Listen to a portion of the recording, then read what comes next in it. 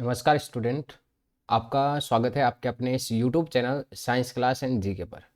आज देखो हम यहाँ पे बात करने वाले हैं आपके बायोटेक्नोलॉजी का third number part. Lab assistant के अंदर जो हमारा यहाँ पे बायोलॉजी के अंदर जो बायोटेक्नोलॉजी वाला जो टॉपिक चल रहा था उसका यहाँ पे थर्ड नंबर जो पार्ट है उसकी हम बात करेंगे। देखो फर्स्ट पार्ट के अंदर हमने यहाँ पे नॉर्मली बायोटेक्नोलॉजी के बारे में जाना था, क्या होता है, उसकी डेफिनेशंस वगैरह पढ़ी थी। सेकेंड पार्ट के अंदर यहाँ पे कुछ साधन के बारे में पढ़ा। अब देखो हम यहाँ पे बात करेंगे आपके कि जो रेस्ट्रिक्शन एंजाइम है, इस रेस्ट्रिक्शन एंजाइम के बारे में। पहली बात तो रेस्ट्रिक्शन एंजाइम सर किससे अलग किया गया था, तो बात करते हैं कि ये जो रेस्ट्रिक्शन एंजाइम है ये आपके जीवाणु से अलग किया गया था। फिर बात आती है इसके कार्य की, सर ये जो रेस्ट्रिक्शन एंजाइम है ये कार्य क्या करता है। तो अगर जीवाणु के अंदर कार्य की बात करें कि ये जो रेस्ट्रिक्शन एंजाइम है जीवाणु के अंदर क्या कार्य करता है, तो जीवाणु के अंदर ये रेस्ट्रिक्शन एंजाइम ध्यान में रखना कि जो भी आपके बाहरी डीएनए होता है उस बाहरी डीएनए के संक्रमण को रोकता है। बाहरी डीएनए के संक्रमण को रोकता है, ये बात आपको विशेष तौर से ध्यान में रखनी है। संक्रमण को रोकता है, ये बात आपको विशेष तौर से यहाँ पे ध्यान में रखनी है, ठीक है। अब नेक्स्ट यहाँ पे बात करें कि इस रेस्ट्रिक्शन एंजाइम का इस बायोटेक्नोलॉजी के अंदर क्या कार्य हो जाएगा, तो वहां पे थोड़ा इसका कार्य अलग हो जाएगा। क्या हो जाएगा, सेम यही है कि आपके सामने जीवाणु कोशिका है, इस जीवाणु कोशिका के अंदर ही आपके रेस्ट्रिक्शन एंजाइम पड़ा है। अब इस जीवाणु कोशिका के ऊपर कोई वायरस, कौन अटैक करेगा, वायरस। कौन सा वायरस अटैक करेगा सर, बिल्कुल उदाहरण के तौर पे हम यहाँ पे ले सकते हैं कि बैक्टीरियोफेज। किसका उदाहरण ले सकते हैं यहाँ पे, बैक्टीरियोफेज, जिसे हम जीवाणुभोजी कहते हैं। तो ये बैक्टीरियोफेज जिसे हम जीवाणुभोजी कहते हैं एक प्रकार का वायरस है। तो ये क्या करेगा, इस जीवाणु के ऊपर आक्रमण करेगा, तो ये बैक्टीरियोफेज इसके अंदर यहाँ पे अपना डीएनए डाल देगा। तो ऐसे कंडीशन के अंदर ये आपके जीवाणु क्या करेगा, रेस्ट्रिक्शन एंजाइम के द्वारा इसको नष्ट कर देगा, इसके संक्रमण को रोक देगा। तो जीवाणु के अंदर कोई संक्रमण नहीं होगा। तो आप नॉर्मली यहाँ पे ध्यान में रखना कि जीवाणु कोशिका के अंदर ये जो रेस्ट्रिक्शन एंजाइम है ये कार्य क्या करता है, तो बाहरी डीएनए होता है उस बाहरी डीएनए के संक्रमण को रोकने का कार्य करता है। फिर बायोटेक्नोलॉजी के अंदर क्या है कार्य है, तो बायोटेक्नोलॉजी के अंदर ध्यान में रखना कि ये क्या करता है कि डीएनए के अंदर जो विशिष्ट न्यूक्लियोटाइड क्रम होते हैं, विशिष्ट न्यूक्लियोटाइड क्रम। अब देखो यहाँ पे न्यूक्लियोटाइड के बारे में पहले आपको पता रहना चाहिए। जब हमने डीएनए और आरएनए वाला जो टॉपिक किया था तो वहां पे हमने न्यूक्लियोटाइड के बारे में डिटेल से समझा था कि न्यूक्लियोटाइड आखिरकार होता है क्या। तो उस पार्ट को भी आप जरूर देखना। तो विशिष्ट न्यूक्लियोटाइड जो क्रम होते हैं उन विशिष्ट न्यूक्लियोटाइडों के क्रमों को यहाँ पे, जो भी न्यूक्लियोटाइड क्रम होते हैं उनको काटने का कार्य करता है। क्या करता है यहाँ पे, काटने का कार्य। तो जैसे कि हमारे सामने ये डीएनए, इस प्रकार का हम डीएनए बनाते हैं नॉर्मली इस प्रकार का। तो अब डीएनए के अंदर क्या होगा यहाँ पे कि ये क्या करेगा, डीएनए को काटने का कार्य करेगा। तो सर क्या रेस्ट्रिक्शन एंजाइम कहीं से भी डीएनए को काट देगा, नहीं, बिल्कुल भी नहीं। तो ये क्या करता है कि जो रेस्ट्रिक्शन एंजाइम होता है वो डीएनए के विशिष्ट न्यूक्लियोटाइड क्रम को काटता है। और उन विशिष्ट जो न्यूक्लियोटाइड क्रम होते हैं उन विशिष्ट न्यूक्लियोटाइड क्रमों को हम क्या कहते हैं यहाँ पे, पैलिंड्रोमिक क्रम कहते हैं। क्या कहते हैं उनको हम यहाँ पे, पैलिंड्रोमिक क्रम कहा जाता है। ये बात आप विशेष तौर से ध्यान में रखना। पैलिंड्रोमिक क्रम कह दो या फिर आप इसको यहाँ पे अभिज्ञान स्थल भी कह सकते हो। तो ये विशेष तौर से आपको ध्यान में रखना है कि जो रेस्ट्रिक्शन एंजाइम है वो डीएनए को कहाँ से काटता है, तो विशिष्ट न्यूक्लियोटाइड क्रम से काटता है। उन विशिष्ट न्यूक्लियोटाइड क्रम को हम क्या कहते हैं, पैलिंड्रोमिक डीएनए, या फिर उनको अभिज्ञान स्थल कहा जाता है। अब देखो नॉर्मली हम बात करते हैं कि जो पैलिंड्रोमिक क्रम होता है वो आखिरकार क्या होता है। फिर डीएनए का ऐसा क्रम जिसको चाहे आप आगे से पढ़ो चाहे पीछे से पढ़ो, पढ़ने का जो विन्यास है वो विन्यास क्या रहता है, सेम ही होता है, वो आपके पैलिंड्रोमिक क्रम कहलाता है। जैसे कि हमारे सामने एग्जाम्पल के तौर पे आपको नवीन नाम दो, इस नवीन को चाहे आप यहाँ पे पीछे से पढ़ो चाहे आगे से पढ़ो एक ही जैसा पढ़ा जाएगा यहाँ पे, ठीक है। इसी प्रकार मलयालम जो वर्ड है उसको आगे से पढ़ो चाहे पीछे से पढ़ो एक ही तरह से पढ़ा जाएगा। इसी प्रकार हम यहाँ पे डीएनए का एक क्रम लेते हैं और वो डीएनए का क्रम है हमारे सामने यहाँ पे GAA, TT और C। ये आपके 5 डेज सिरा हो जाएगा, ये 3 डेज सिरा हो जाएगा। इसी के नीचे यहाँ पे CTTA और यहाँ पे G, ये 5 डेज सिरा हो जाएगा और ये कौन सा हो जाएगा यहाँ पे 3 डेज सिरा। तो इस प्रकार से यहाँ पे आप विशेष तौर से ध्यान में रखना कि अब इसको आप 5 डेज सिरे से अगर 3 डेज सिरे के अंदर पढ़ोगे तो GAATTC इस प्रकार पढ़ा जाएगा। और इधर 3 डेज से आप 5 डेज डायरेक्शन के अंदर पढ़ोगे तो भी इसका CAATTAG तो इस प्रकार से चाहे आप इसको यहाँ से आगे से पढ़ना स्टार्ट करो, चाहे आप इसको पीछे से पढ़ना स्टार्ट करो, पढ़ने का जो क्रम है वो एक ही रहेगा। तो उसे हम क्या कहते हैं, अभिज्ञान स्थल या फिर पैलिंड्रोमिक डीएनए कहते हैं। तो जो रेस्ट्रिक्शन एंजाइम होता है, वो रेस्ट्रिक्शन एंजाइम क्या करता है कि जो डीएनए है उस डीएनए को विशिष्ट न्यूक्लियोटाइड से काटता है, उस स्थल को हम क्या कहते हैं यहाँ पे पैलिंड्रोमिक क्रम कहते हैं। अब पैलिंड्रोमिक क्रम के अंदर ध्यान में रखना कि जो सार युग्म होते हैं वो 4 से 6 जोड़े क्या होते हैं यहाँ पे सार युग्म। कितने जोड़े सार युग्म पाए जाते हैं इसके अंदर, बेस पे 4 से 6 जोड़े सार युग्म। अब देखो थोड़ा इसमें पीडीएफ के अंतर्गत भी हम यहाँ पे पीडीएफ के द्वारा भी इन चीज़ों को यहाँ पे आसानी से समझ लेते हैं। सबसे पहले देखो हमारे सामने यहाँ पे बात की गई है कि जो रेस्ट्रिक्शन एंजाइम है विशिष्ट न्यूक्लियोटाइड के क्रमों को पहचान और उनके मध्य डीएनए को काटता है, जैसे कि शुगर फॉस्फेट डाइएस्टर बंध को तोड़ता है। तो ये विशेष रूप से बॉन्डिंग ध्यान में रखना कि जो रेस्ट्रिक्शन एंजाइम है ये कौन से बॉन्ड को तोड़ने का कार्य करता है। तो शुगर फॉस्फेट के मध्य जो बॉन्ड होगा उसको, या फास्फोडाइएस्टर बॉन्ड होगा उसको तोड़ने का कार्य करता है। नेक्स्ट हमारे सामने यहाँ पे बात की गई है कि इन विशिष्ट न्यूक्लियोटाइड क्रमों को हम क्या कहते हैं यहाँ पे, पैलिंड्रोमिक डीएनए। अभी हमने पैलिंड्रोमिक डीएनए की बात की थी कि जो पैलिंड्रोमिक डीएनए होता है वो क्या होता है, और यह है सामान्यतः 4 से 6 जोड़े सार युग्म लंबे होते हैं। तो आपके सामने ये एग्जाम्पल पड़ा है यहाँ पे पैलिंड्रोमिक क्रम का, जो मैंने आपको समझा दिया था। अब चलते हैं इसके बाद में नेक्स्ट चीजें आप समझने की थोड़ी कोशिश करना यहाँ पे कि हमारे सामने जो रेस्ट्रिक्शन एंजाइम होते हैं वो मुख्य रूप से 3 प्रकार के होते हैं। कौन कौन होते हैं 3 प्रकार के यहाँ पे, जो रेस्ट्रिक्शन एंजाइम है सर, वो रेस्ट्रिक्शन एंजाइम 3 प्रकार के होते हैं। क्या बात है, कौन कौन सर? एक तो first restriction enzyme, second restriction enzyme, और एक कौन सा होगा सर यहाँ पे, थर्ड नंबर जो रेस्ट्रिक्शन एंजाइम होते हैं ये। अब ध्यान में रखना कि जेनेटिक्स इंजीनियरिंग के अंदर जो रेस्ट्रिक्शन एंजाइम काम में लिया जाएगा वो आपके रेस्ट्रिक्शन एंजाइम सेकंड काम में लिया जाता है। कौन सा काम में लिया जाता है? सेकंड। जेनेटिक्स इंजीनियरिंग के अंदर कौन सा रेस्ट्रिक्शन एंजाइम काम में आएगा? तो सेकंड जो आपके यहाँ पे रेस्ट्रिक्शन एंजाइम है वो आपके काम में आने वाला है। एक बार इस ऊपर वाले को कंप्लीट में एक बार शॉर्ट कर देता हूँ थोड़ा, और फिर चीज़ों को एकदम अच्छे से यहाँ पे समझने की हम यहाँ पे कोशिश करते हैं, जिसके कारण सारे जितने भी आपके सवाल रहेंगे माइंड के अंदर वो सारे यहाँ से क्लियर हो जाएंगे। अब देखो नेक्स्ट रेस्ट्रिक्शन एंजाइम हमने बात की थी 3, जिसमें से जेनेटिक्स इंजीनियरिंग के अंदर जो काम आने वाला रेस्ट्रिक्शन एंजाइम है वो सेकेंड है। फिर आपको पूछे यहाँ पे कि सर्वप्रथम खोजी गई जो रेस्ट्रिक्शन एंजाइम का मतलब सबसे पहले खोजी गई जो प्रतिबंधित एंजाइम है वो कौन सी है? तो ध्यान में रखना हिंद सेकंड है। कौन सी है यहाँ पे सर? हिंद सेकंड। फिर आपको पूछे कि ये जो हिंद सेकंड रेस्ट्रिक्शन एंजाइम है ये किससे अलग की गई थी? तो ध्यान में रखना हिंद सेकंड जो रेस्ट्रिक्शन एंजाइम है ये आपकी हीमोफिलस इन्फ्लुएंजा, जो जुकाम के आपके रोग कारक है हीमोफिलस इन्फ्लुएंजा, इससे ये आपके अलग की गई थी। ठीक है, इन्फ्लुएंजा। तो हिंद सेकंड सबसे पहले रेस्ट्रिक्शन एंजाइम खोजी गई थी, किससे अलग की गई थी? हीमोफिलस इन्फ्लुएंजा से इसको प्राप्त किया गया था। अब नेक्स्ट बात, फिर आपको पूछे ये तो सबसे पहले खोजी गई, ये आपके सबसे पहले खोजी गई। ठीक है, सबसे पहले खोजा गया जो रेस्ट्रिक्शन एंजाइम है उसकी बात की। फिर आपको पूछे कि सबसे अधिक जो प्रयोग में लिया जाता है रेस्ट्रिक्शन एंजाइम, सबसे अधिक प्रयोग में लिया जाने वाला जो रेस्ट्रिक्शन एंजाइम है वो कौन सा सर? तो वो ध्यान में रखना आपके इको R1। अब इको R1 का मतलब ई का मतलब होगा यहाँ पे ई कोलाई, CO का मतलब हो जाएगा ई कोलाई। ठीक है, ई का मतलब ई और CO का मतलब कोलाई। अब ई का फुल फॉर्म हो जाएगी यहाँ पे एस्चेरिया कोलाई। क्या हो जाएगी यहाँ पे? एस्चेरिया या फिर एसिरिकिया कोलाई भी इसको कहा जाता है, एस्चेरिया कोलाई।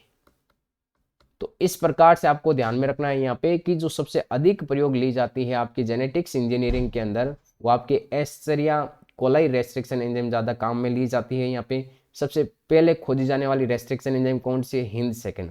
और रेस्ट्रिक्शन एंजाइम का कार्य क्या होता है कि डीएनए के जो सार युग्म होते हैं उनको काटने का कार्य करता है। क्लियर है यहाँ तक चीज? चलो ठीक है। तो अब एक बार यहाँ पे जो नोट्स है इनके थ्रू भी हम यहाँ पे इन चीज़ों को समझ लेते हैं एकदम अच्छे तरीके से। तो आप देख सकते हो यहाँ पे कि जीवाणु में 3 प्रकार के रेस्ट्रिक्शन एंजाइम पाए जाते हैं, फर्स्ट, सेकंड और थर्ड। जेनेटिक्स इंजीनियरिंग में आपके टाइप सेकंड वाला जो रेस्ट्रिक्शन एंजाइम है वो आपकी यहाँ पे ज़्यादा काम में लिया जाता है। नेक्स्ट है पहली खोजी गई आपकी रेस्ट्रिक्शन एंजाइम आपकी हीमोफिलस इन्फ्लुएंजा। तो सबसे पहली जो खोजी गई आपके यहाँ पे रेस्ट्रिक्शन एंजाइम है वो आपकी हीमोफिलस इन्फ्लुएंजा। सबसे अधिक प्रयोग में लाई जाने वाली रेस्ट्रिक्शन एंजाइम यहाँ पे इको R1 एस्चेरिया कोलाई, आपके R का मतलब हो जाएगा रेस्ट्रिक्शन एंजाइम। क्लियर है यहाँ पे बात। अब ये हिंद सेकेंड इको R1 ये इनका नाम रखा कैसे, मतलब अब जो यहाँ पे नेक्स्ट हम बात करेंगे वो बात करेंगे यहाँ पे रेस्ट्रिक्शन एंजाइम के नामकरण की विधि, कि भाई इनका नामकरण किस प्रकार से किया जाता है। हमारा नामकरण तो पंडित करते हैं, तो रेस्ट्रिक्शन एंजाइम है, इस रेस्ट्रिक्शन एंजाइम के अंदर जो नामकरण है वो नामकरण कैसे किया जाता है। तो पहले बात हम करते हैं यहाँ पे रेस्ट्रिक्शन एंजाइम का जो नामकरण है वो नामकरण कैसे किया जाएगा। जैसे कि हम यहाँ पे बात करें, यहाँ पे हिंद सेकेंड हमारे सामने एक प्रकार का पहला खोजा गया यहाँ पे रेस्ट्रिक्शन एंजाइम, तो इसका जो पहला वर्ड होगा ये किसको बताएगा, इसके वंश को बताएगा। ठीक है, अंतिम ये जो दो वर्ड है वंश आई और एन, ये बताएंगे इसकी जाति को, किसको बताएंगे, ये इसकी जाति को। तो आपको पूछ सकता है यहाँ पे कि रेस्ट्रिक्शन एंजाइम के नामकरण के अंदर पहला वर्ड किसको बताता है, वंश को, दूसरा और तीसरा जो वर्ड है वो किसको बताएंगे, इसकी जाति को, और जो फोर्थ नंबर जो वर्ड होगा ये किसको बताएगा, इसका प्रभेद होता है एक प्रकार का डी। ठीक है, और ये सेकंड सा ये बस रोमन संख्या है भाई, अलग अलग, और कुछ ध्यान में नहीं रखना। तो ध्यान में रखना रेस्ट्रिक्शन एंजाइम का जो नामकरण है वो कैसे किया जाता है। तो पहला जो शब्द होगा इसके अंदर वो आपके वंश का होगा, दूसरा जो शब्द होगा वो उसकी जाति को बताएगा, और जो दूसरा और तीसरा, ठीक है, इसमें दूसरा और तीसरा वर्ड। फिर नेक्स्ट प्रभेद है, तो प्रभेद के अंदर चौथा वर्ण, और रोमन संख्या वो नॉर्मली रोमन संख्या के तौर पे यहाँ पे रहती है, तो ये इसका क्या हो जाएगा, नामकरण। तो इसको हम यहाँ पे नोट्स के थ्रू भी यहाँ पे समझ लेते हैं, हर एक चीज को कंप्लीट करते हैं, बाकी कुछ नहीं रखना है। ठीक है, देखो यहाँ पे हर एक लाइन, पहला जो लेटर है मैंने अभी बताया था कि पहला लेटर है जीवाणु के वंश का पहला लेटर, तो पहला जो लेटर होता है वह जीवाणु के वंश को बताता है। नेक्स्ट यहाँ पे बात की गई है कि अगले दो लेटर होते हैं वो जीवाणु की जाति को बताते हैं। ठीक है, अगले दो लेटर जीवाणु की जाति के पहले दो लेटर, तो स्टार्टिंग के अंदर यहाँ पे ध्यान में रखना कि पहला लेटर होगा वो जीवाणु के वंश का बताएगा, और अगले दूसरा और जो तीसरा लेटर होगा वो आपके किसको बताएगा, यहाँ पे जीवाणु की जाति को बताएगा। फिर नेक्स्ट आपके अगला जो फोर्थ नंबर जो लेटर होगा, चौथा जो शब्द होगा, जो वर्ड होगा वो आपके जीवाणु का स्ट्रेन, स्ट्रेन का मतलब प्रभेद होगा, उस प्रभेद को बताने का यहाँ पे कार्य करेगा। क्लियर है यहाँ तक तो चीज। अब देखो नेक्स्ट, और रोमन संख्या है यहाँ पे आइसोलेशन का सीक्वेंस भी कौन से सीक्वेंस के अंदर यहाँ पे इनको अलग किया गया है। अब बात करते हैं यहाँ पे कि जो रेस्ट्रिक्शन एंजाइम है, इस रेस्ट्रिक्शन एंजाइम का कार्य की बात करते हैं कि आखिरकार जो हमारे सामने रेस्ट्रिक्शन एंजाइम है वो रेस्ट्रिक्शन एंजाइम कार्य क्या करती है। बहुत ही शानदार कार्य है, इसका आप समझने की थोड़ी कोशिश करना। जैसे कि हमने बात की थी कि जो रेस्ट्रिक्शन एंजाइम है वो पैलिंड्रोमिक स्थल जहाँ पे होते हैं वहाँ से आपके डीएनए को काटने का कार्य करते हैं। तो चलो हम यहाँ पे पैलिंड्रोमिक जो क्रम है, जैसे कि G A A T T और C, ये 3 डैश, और इधर भी आपकी क्या हो जाएगा GAA, और इधर T और इधर क्या हो जाएगा आपके C, ये आपके 3 डैश, और ये कौन सी डायरेक्शन हो जाएगी यहाँ पे 5 डैश डायरेक्शन हो जाएगी। इनके मध्य हमने यहाँ पे बॉन्डिंग बना दी। एक तो ये हमारे पास में यहाँ पे पैलिंड्रोमिक क्रम है। अब देखो एक और दूसरा पैलिंड्रोमिक क्रम बना देते हैं यहाँ पे, और दूसरा हो जाएगा GAA T T C, और एक और बना देते हैं यहाँ पे CTTAAG। तो इसके अंदर भी आपके 5 डैश डायरेक्शन, ये 3 डैश डायरेक्शन, ये 5 डैश, और ये कौन सी हो जाएगी 3 डैश डायरेक्शन। अब रेस्ट्रिक्शन एंजाइम क्या करता है कि हमेशा आपके पैलिंड्रोमिक क्रम को पहचानेगा और वहां से डीएनए को काटने का कार्य करेगा। फिर नेक्स्ट ध्यान में रखना कि जो रेस्ट्रिक्शन एंजाइम है वो आपके उस पैलिंड्रोमिक क्रम के अंदर जी और ए के बीच में से काटने का क्या करेगा कार्य।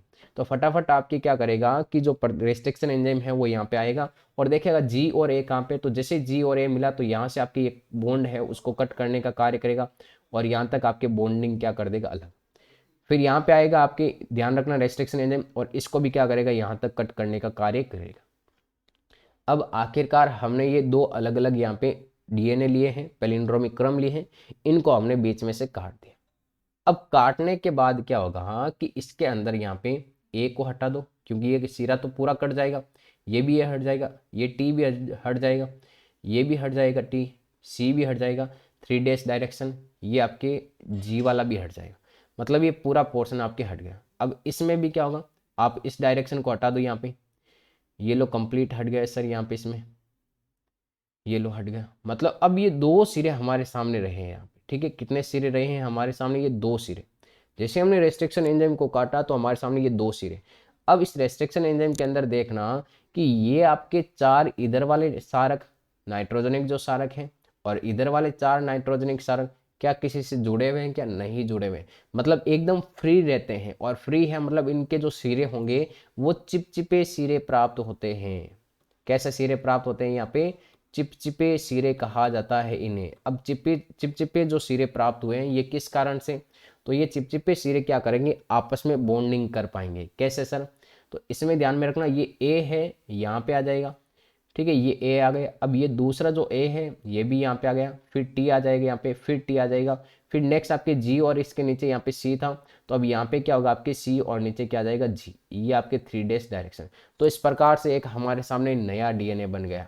2 अलग अलग नाइट्रोजनिक क्षार को बना के हमने एक नया डीएनए बना दिया।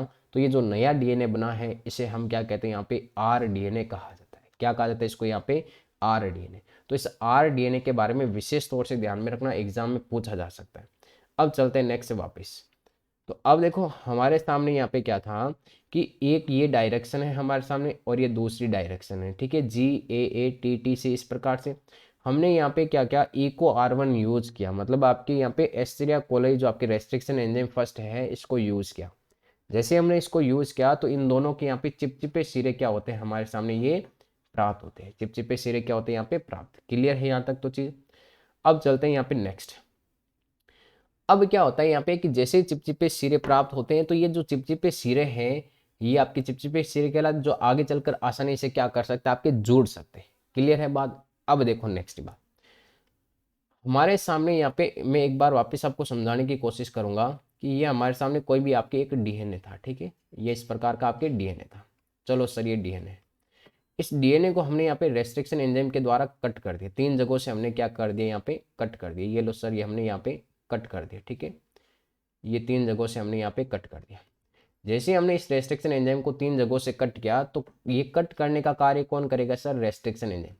अब ध्यान में रखना ये जो कट हुए हैं सिर्फ, अब आपको कहे कि इन डीएनए के जो खंड है, डीएनए के खंड, इन डीएनए के खंडों को क्या करना है? अलग। डीएनए के खंडों को क्या करना है? यहाँ पे अलग। तो डीएनए के खंडों को अलग करने का जो मेथड है सर वो कौन सा है? तो वो मेथड होगा यहाँ पे जेल इलेक्ट्रोफोरेसिस। कौन सा होगा यहाँ पे? Gel electrophoresis. ये हम जेल इलेक्ट्रोफोरेसिस जो मेथड है ये हम काम में लेने वाले हैं यहाँ पे। अब जेल इलेक्ट्रोफोरेसिस मेथड के अंदर होगा क्या भाई? जेल इलेक्ट्रोफोरेसिस मेथड के अंदर हमारे पास एक ऐसा पात्र होता है, इसके ऊपर एक जेल लगा दी जाती है। आपको पूछे कौन सी जेल, तो ध्यान में रखना यहाँ पे एगारेज जेल। कौन सी जेल? यहाँ पे एगारेज। किससे प्राप्त की जाती है? तो समुद्री शैवाल या समुद्री घास से ये आपकी प्राप्त की जाती है। समुद्री शैवाल में से कौन सी? रोडोफाइसी। तो लाल शैवाल से आपके अलग की जाती है। लाल शैवाल में कौन सी सर? यहाँ पे जिलेडियम और ग्रेसिलेरिया, उनसे ये एगारेज जेल प्राप्त की जाती है। क्लियर है यहाँ तक? तो एक तो एगारेज जेल से क्वेश्चन बन सकता है। अब एगारेज जेल के बाद में इस इलेक्ट्रोफोरेसिस के अंदर क्या होगा? 2 इलेक्ट्रोड होते हैं, यहाँ पे एक प्लस होता है और ये कौन सा होता है? यहाँ पे माइनस। यहाँ पे आपके कुछ खड्डे होते हैं इस प्रकार से। ये जो डीएनए ऊपर हमने काट आपके कट के हमने जो कट किए हुए डीएनए हैं, इन डीएनए को पकड़ा और इस खंडों के अंदर यहाँ पे डीएनए को डाल दिया जाता है। अब क्या होता है सर? जैसे हमने डीएनए को यहाँ पे डाला तो जो डीएनए है इन खंडों में से निकलकर यहाँ पर दूर तक गति करते हैं। तो इसमें से ध्यान में रखना यहाँ पे कि छोटे जो डीएनए के खंड होते हैं वो दूर तक गति करते हैं, लेकिन बड़े डीएनए के खंड होते हैं वो आपके पहले ही रुक जाते हैं, क्योंकि बड़े खाने पहले होते हैं और लास्ट में कैसे खाने होते हैं? यहाँ पे छोटे खाने। तो छोटे खाने आपके दूर है तो छोटे आपके डीएनए के खंड होंगे वो दूर तक गति करेंगे, और बड़े खाने पहले हैं तो इनके अंदर बड़े डीएनए के खंड रुक जाते हैं। जैसे डीएनए के खंड रुके तो हम इसको सबसे पहले इथियम ब्रोमाइड से अभिरंजित करते हैं। आपको पूछा जाता है कि कौन सा अभिरंजक काम में लेता है जेल इलेक्ट्रोफोरेसिस के अंदर? तो इथियम ब्रोमाइड जो अभिरंजक है वो इथियम ब्रोमाइड अभिरंजक काम में लेगा। अब अभिरंजक के क्या हुआ? जैसे अभिरंजक काम में लिया तो उसके बाद में हम इसके ऊपर प्रकाश डालेंगे। क्या करेंगे? इसके ऊपर हम यहाँ पे प्रकाश डालेंगे। कौन सा प्रकाश सर? यूवी प्रकाश, अल्ट्रावायलेट, पैराबैंगनी प्रकाश यूज करेंगे। जैसे हम पैराबैंगनी प्रकाश यूज करेंगे तो ये हमें यहाँ पे बैंगनी कलर की या चमकीली नारंगी रंग की पट्टियों के रूप में ये दिखाई देगा डीएनए। चमकीली नारंगी रंग के रूप में ये पट्टियां होगी जो डीएनए की, वो हमें दिखाई देगा। दिखाई देने से क्या होगा? जैसे ही दिखाई देगी तो हम इन पट्टियों को क्या कर लेंगे? अलग। मतलब एगारेज जेल से डीएनए को क्या करेंगे? बाहर निकालेंगे और एगारेज जेल से जब डीएनए को बाहर निकालेंगे तो उसे कहा जाता है यहाँ पे सालन। क्या कहा जाता है यहाँ पे? सालन, या फिर इसको यहाँ पे इल्यूशन कहा जाता है। क्या कहा जाता है यहाँ पे? इल्यूशन। तो सालन या इल्यूशन क्या होता है? तो एगारेज जेल से डीएनए को अलग करने का जो मेथड है वो आपके सालन या फिर इल्यूशन कहलाता है। अब चलते हैं वापस पीडीएफ की तरफ, ठीक है। कंप्लीट बात करेंगे, चीज़ों को समझेंगे और फिर यहाँ से आपके जो भी डाउट होंगे वो सॉल्व हो जाएंगे। देखो, एगारेज जेल इलेक्ट्रोफोरेसिस, एगारेज जेल विद्युत कण संचलन, यह एक डीएनए पृथक्करण तकनीक है। मतलब डीएनए खंडों को अलग करने का जो मेथड है वो जेल इलेक्ट्रोफोरेसिस कह सकते हो या एगारेज जेल विद्युत कण संचलन कह सकते हो, जिसमें विद्युत क्षेत्र के द्वारा डीएनए को आणविक साइज के आधार पर, तो उनके आकार के आधार पे हमने बात की थी कि बड़े डीएनए के खंड पास में रुकते हैं और छोटे डीएनए के खंड दूर तक गति करते हैं, क्योंकि डीएनए के ऊपर यहाँ पे ऋणावेश होता है और ऋणावेश होने के कारण वो आपके प्लस वाले एनोड की तरफ गति करेगा। तो जैसे हमने खानों के अंदर डीएनए डाला तो वो दूर तक जाने की कोशिश करेगा। नोट, प्रोटीन को आवेश व साइज दोनों के आधार पर पृथक कर सकते हैं। ये डायग्राम मैंने आपको बताया, यहाँ पे यूवी लाइट और इथियम ब्रोमाइड से अभिरंजित करते हैं यहाँ पे, और एगारेज जेल होता है ये आपके समुद्री खरपतवार ग्रेसिलेरिया और जिलेडियम से प्राप्त होता है। इनको विशेष रूप से आप ध्यान में रखना। नेक्स्ट, इस प्रक्रिया में जेल की मैट्रिक्स में एगारेज से बनी होती है। ये एक प्राकृतिक बहुलक है। एगारेज है वो एक प्राकृतिक बहुलक, हमने प्राप्त किससे प्राप्त किया जाता है? समुद्री खरपतवार से इसको प्राप्त किया जाता है।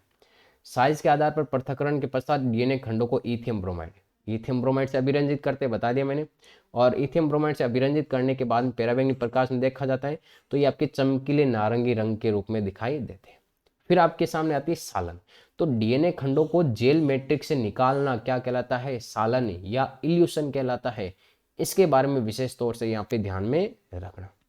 अब जैसे डीएनए खंडों को हमने अलग कर लिया तो हम क्या करेंगे? पुनर्योगज डीएनए के निर्माण में रेस्ट्रिक्शन एंजाइम वे डीएनए लाइगेज प्रयुक्त की जाती है और निर्मित रिकॉम्बिनेशन डीएनए को हम क्या कहेंगे? Chimeric DNA. तो काइमेरिक डीएनए के बारे में हमने पहली क्लास में ही पढ़ लिया कि काइमेरिक डीएनए आखिरकार होता क्या है।